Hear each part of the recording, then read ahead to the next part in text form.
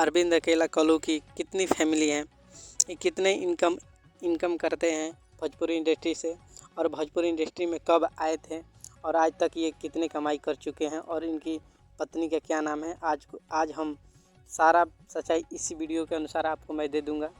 दोस्त हम बता दें कि इनके माता पिता का नाम है संतोष, इनकी माता का नाम है रेणु पांडे, इनके भाई का नाम है सुनील पांडे, इनकी बहन का नाम है सीता पांडे। इनके बहन का 2 लड़का है, 1 लड़की है, और इनके भाई का 2 लड़का है। ये छोटे फैमिली से बिलोंग करते हैं दोस्त।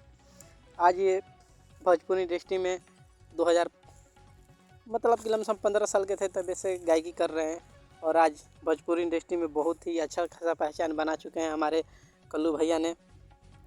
इनकी शादी हो चुकी है, इनकी पत्नी का नाम है पूजा पांडे, और ये बहुत ही शानदार घर में रहे। आप घर देख ही रहे हैं कि इनकी घर कैसी है, और इनकी वाइफ भी बहुत क्यूट है और शानदार इनकी फैमिली भी है।